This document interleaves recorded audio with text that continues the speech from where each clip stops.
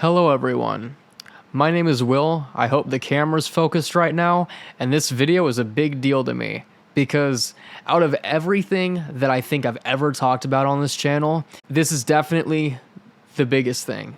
Without a doubt, the biggest thing. Just because this one thing, it managed to just completely destroy my life for many years. And the fact that I was able to figure this out has been just an absolute blessing. I can't put it any other way. I've wanted to make a video about this for a long time, but I think now is the perfect time to, because it has been 2 years since I went gluten-free. It's without a doubt been the best decision I've made in my whole life. Now, the way that I'm going to be doing this video is just kind of going in chronological order from when I was a young child all the way up to now. All of the things that happened that drove me to be suspicious, and then finally get tested and then quit gluten altogether. Because it is definitely an eventful story. There's going to be segments where I'm going to be throwing pictures up because I think it is definitely important to show just how drastic this affected me in my life. Because, you know, there are still many people that do not take gluten-free people seriously or even think it's real. It's absolutely mind-blowing to me, especially given all we know now. I mean, yeah, obviously there are people that do it as a fad and make the rest of us look bad, but you know, that goes for everything. You can't take them as, you know, the primary representation of a whole group. So the story actually starts with my mom. When I was either 8 or 9 years old, my mom got diagnosed with celiac disease. She had issues her whole life, constant stomach issues, anemia. They were doing tests on her for many years, and they finally figured out that that's what it was. So naturally she tested me because that made obviously made the most sense to do. And I was negative at that time, but you know, I don't know anything about antibodies, but apparently even at that age I was like a little bit higher in something that made them say definitely test in a couple years. I wish I could tell you what it was. I don't remember. But sure enough, I can trace all of this back to 11. And if you might be wondering, if you were having symptoms at 11, why didn't you go gluten-free until you were 19? That is definitely a complicated story, because I will get into that. What I felt at 11, right? The very first memory I have of something not being right with me, I mean, there are many things not right, but relating to gluten was, we were still at my old house in Kansas, and I was just like in my room, and I stood up, and I felt this like really weird sense of like, I feel like way more fatigued than I should, but I couldn't explain it. But it was just like, you know, when you just get that feeling that like something's not right, that's what I felt. And I don't recall saying anything to anybody, but this was a feeling that like I tracked over the next few years, and it would kind of come and go. For the most part, I don't really think I have that many issues, but that was the first thing that, you know, I can definitely tell was a gluten symptom, because, you know, that's something I would feel now.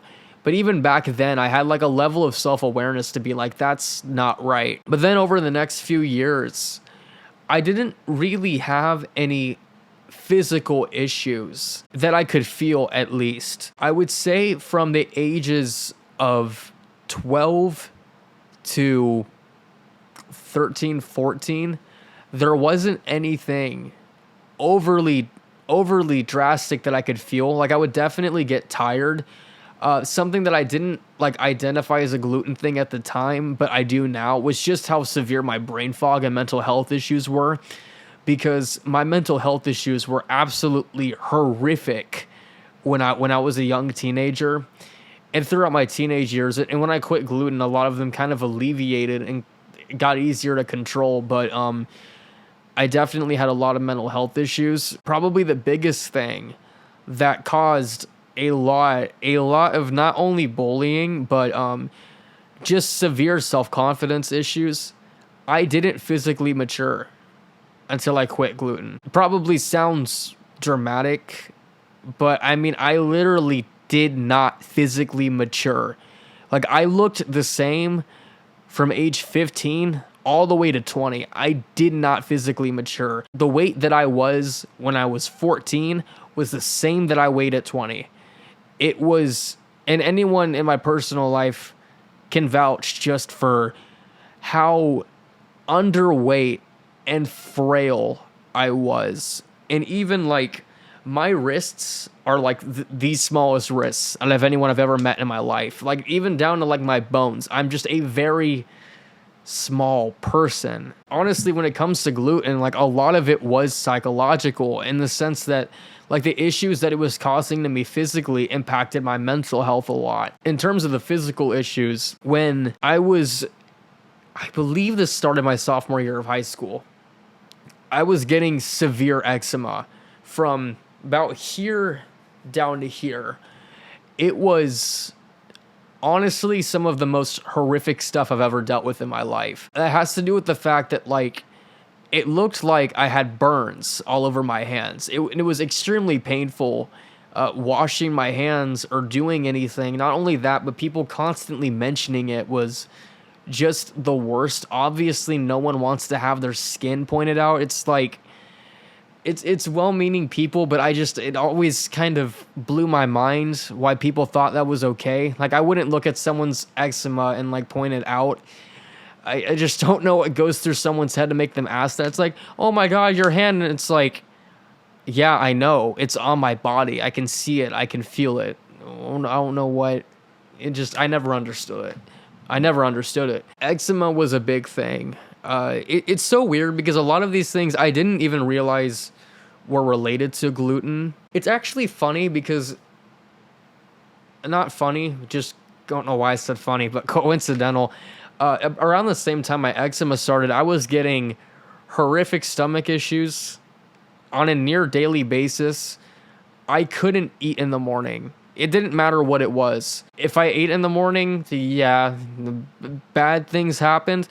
There were times that I never checked, but it felt like I would run a fever if I ate in the morning. Like I would sweat profusely. I would feel just extremely drained. I bet there's been a question on everyone's minds as I've been explaining all of this. Why didn't you go back to a doctor? This was something that I, by and large, kept to myself because I had a severe phobia of doctors. A severe phobia. I do not use that word lightly with this. I mean, it was to a point where like I would legitimately pass out from walking into a doctor's office and like seeing like pictures or videos of doctor's offices would give me panic attacks. Like it was extremely severe and it was a big deal.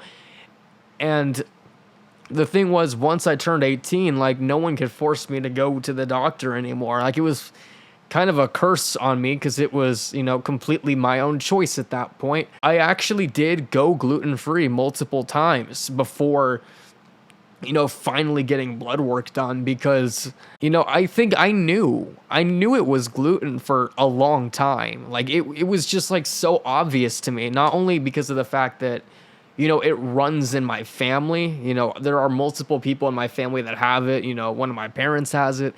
I kind of knew that's what it was. Also just because of the fact that like when I would like change up my diet, I would definitely notice. But as soon as there was any level of bread involved, it stopped working. It just like, I don't know. I just had this like hunch that that's what it was for a long time. Finally just couldn't take it anymore. Got tested and to no shock to anybody. Yeah, that's what it was. I quit immediately, but there was a slight problem afterwards. So while I was feeling great, I was doing really well, like pretty quickly. Within a few weeks, I could feel my energy levels come back, and it was just kind of like it was just sort of like an uphill path for me after quitting. My skin started doing a lot better. Everything that I suspected to be due to gluten ended up being gluten, which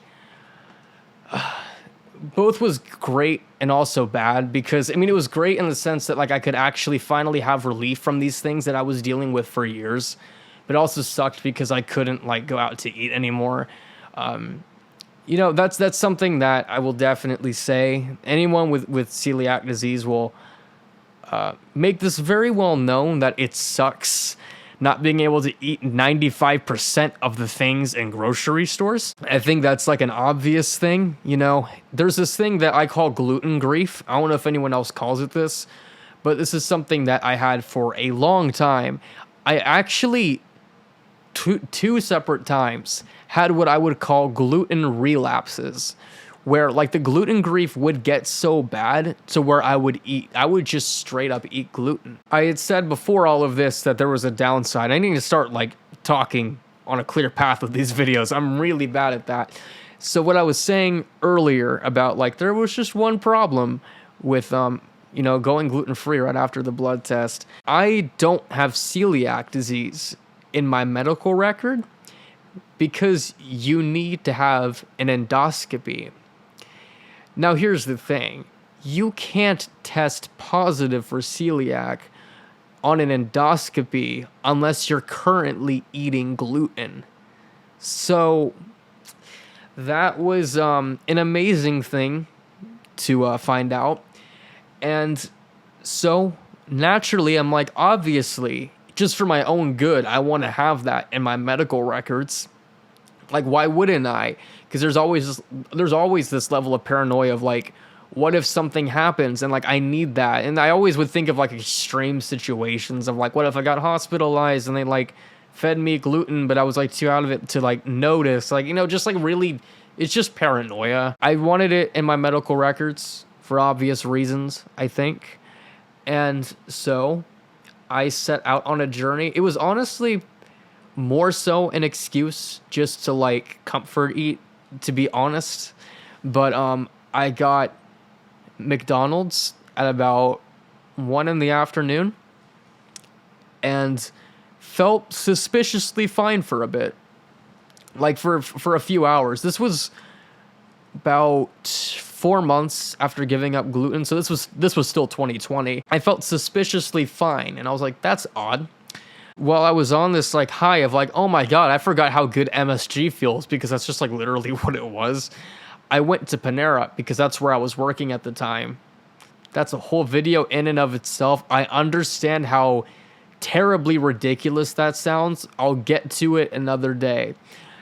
I went to Panera and I ordered the sandwich that I always wanted. It was the barbecue sandwich that has like the barbecue like apple kind of sauce.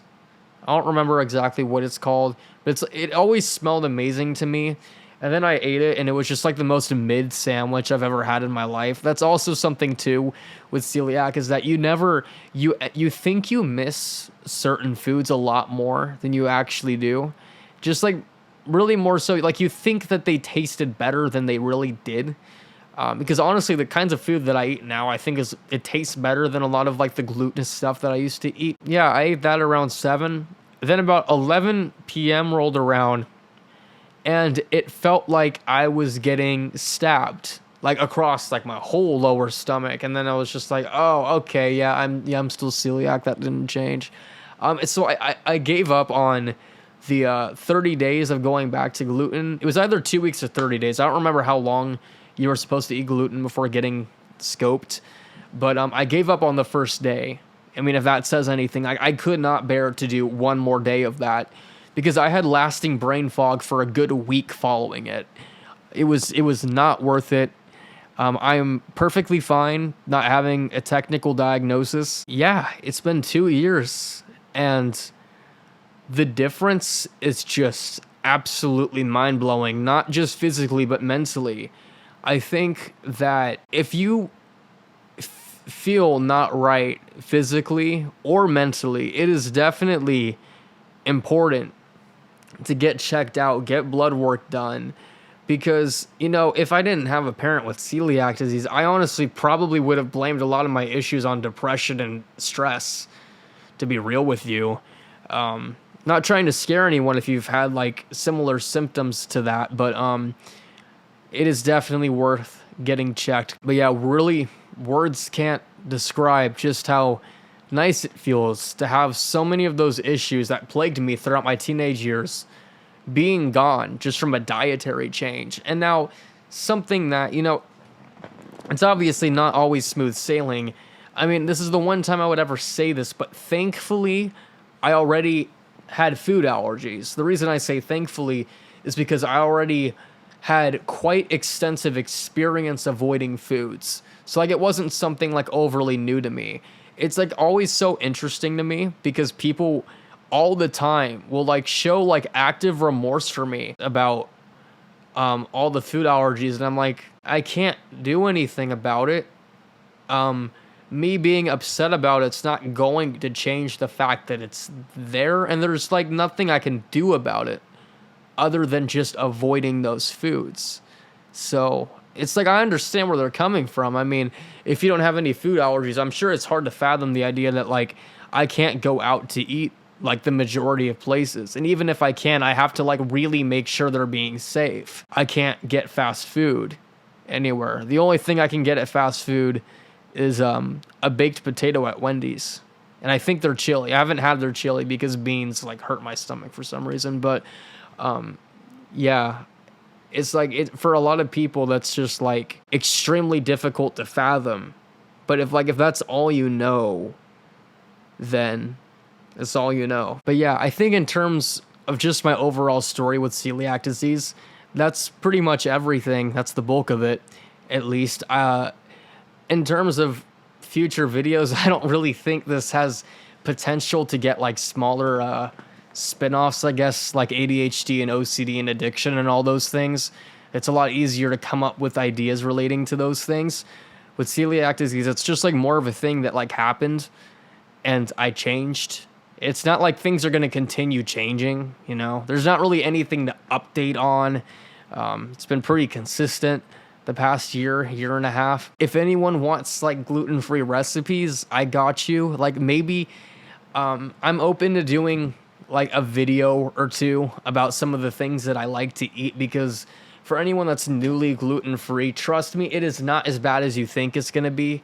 It's really not. I mean, yeah, it obviously sucks not being able to eat out anywhere. I mean, you could still find places. Like, there are a few places around where I live that I trust.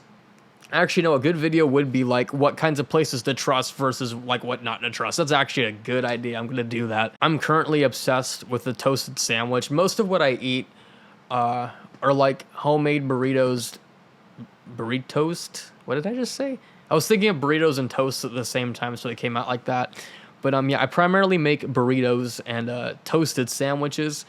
I'm currently obsessed with a sandwich, and I've had this pretty much every single day since like March. But I stole it from Panera. I don't think they sell it anymore, but it was called, I don't remember. It was just like a grilled cheese, but with bacon and Gouda instead of American, and it had chipotle mayo. Whatever that one was called, I don't remember. I've not worked there in forever. Yeah, that sandwich, I just like stole the idea of it and made it myself. And oh my God, it just never gets old. If a grocery store near you sells Boar's Head of anything, look for the Boar's Head Chipotle Mayo. It's only $3.99, and it is quite possibly the best sauce of all time. It's probably a controversial statement to make, but I stand by it. I mean, if I can eat the same thing every day for months on end, you know, I got bad ADHD. I constantly need to switch things up. But if I can have the same exact sandwich every day and not complain, I think that should say something. So definitely try it. But yeah, the purpose of this video was really just to share my story. And if someone else is like struggling with it, that, you know, you're not alone. Hopefully this gave you some level of hope in the sense that it's not the end of the world. It's really not. And I promise you, you will find that you just will not regret it at all. and you will feel so much better without it that you just will not even ever consider going back to eating gluten. I have not considered going back in a very, very long time. It's just, it would be a really stupid decision. But like early on, you don't really feel all of the benefits yet. And getting glutened in the early stages is nowhere near as bad as it gets. So, you definitely have incentives to not eat it as time goes on. Like if I get gluten now, it's like an actual like big major event. So yeah, you'll find reasons to stay on the path, and it is very much so a doable lifestyle with not only all of the brands that have come out with really good gluten-free foods, but also just the fact that there's like a bigger understanding of it now. It's definitely getting easier and easier to live that lifestyle. And I can only imagine it's just going to continue getting easier. And hopefully in the future, there will be medications, because I know they are working on that, trying to block off the antibody response. So if they end up doing that, that would be huge. We'll just have to wait and see. So yeah, thank you for watching.